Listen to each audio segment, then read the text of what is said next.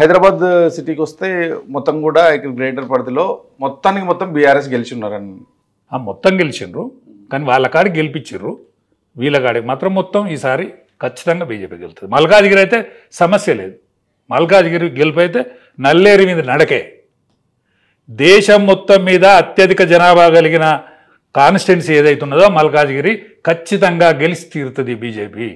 కానీ రేవంత్ రెడ్డి సొంత నియోజకవర్గం, ఆయనకు అదివరకు సొంతం కాదు, ఇది ఆయనకు అదివరకు సొంతం కాదు, ఆయన మహబూబ్నగర్ సొంతం, మహబూబ్నగర్ కాన్స్టిట్యున్సీల సొంతం. ఆయన అదివరకు మహబూబ్నగర్ కాదు, ఇది కాదు. ఎందుకంటే ఇది ప్రభావితమైన ప్రాంతం, అన్నిటికంటే ఇది ప్రభావితమైన ప్రాంతం. అదే కూడా భయం, అన్ని ప్రాంతాల ప్రజలు ఉంటారు, ఎటు ఓటేస్తారో తెలియకుండా ఉంటారనే కదా. ఖచ్చితంగా మాత్రం ఖచ్చితంగా నేను చెప్తాను, ఖచ్చితంగా వాళ్ళ ఓటు ఓడిపోయేందుకు ఎవ్వరు కూడా ఆలోచించరు.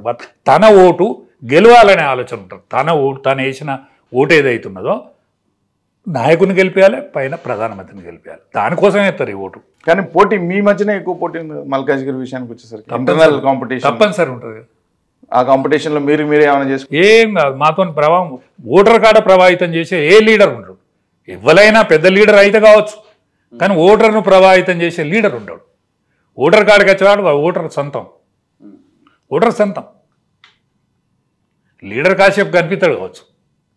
అది ఎన్నికల అనౌన్స్మెంటు, ఎన్నికల క్యాండిడేట్ అనౌన్స్మెంట్ కనుక ఇది కనిపిస్తుంది. కాకపోతే మళ్ళీ డబ్బులున్న నాయకులను తీసుకొచ్చి కాంగ్రెస్ వైపు నుంచి పోటీ చేసే అవకాశాలు ఉన్నాయని చెప్తున్నారు. డబ్బులు బీఆర్ఎస్ నుంచో ఇంకొక నుంచో పెద్ద నాయకులు, డబ్బులు ఖచ్చితంగా టీఆర్ఎస్కు ఇప్పటికీ పార్లమెంట్ ఎన్నికల కనుక డబ్బుల ప్రభావం ఉంటుంది.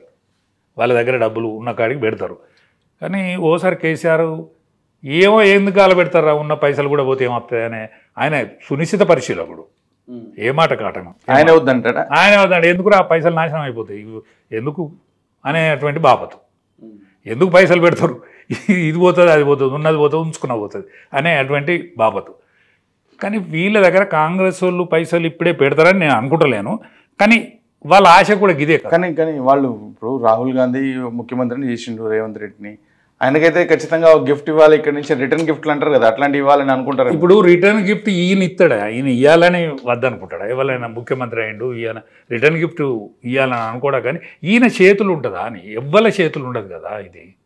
ఎందుకంటే ఓటర్ అనేది ఓటు వేసేటోడు వాడు ఎవ్వరికి అంతు చిక్కడు కదా. మన దగ్గర ఓటర్ అయితే అసలే చిక్కడు కదా. మనం అనేక ఎన్నికలు చూసుకుంటూ వస్తాను. ఓటర్ నాడి ఎలక్షన్ ముందు రోజు కూడా పట్టుకోలేని పరిస్థితికి వచ్చిన అట్లా ఉంటుంది అట్లా. కానీ ఇవాళ దేశం మొత్తం మీద కూడా ఒక వాతావరణం అయితే నిర్మాణం అయింది.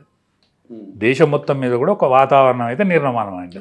అచ్చా ఎన్నడూ నిర్మాణం కానీ తమిళనాడే కదలిక కనిపిస్తుంది. మీ అన్నమలై కొద్దిగా అడావుడి చేస్తాను.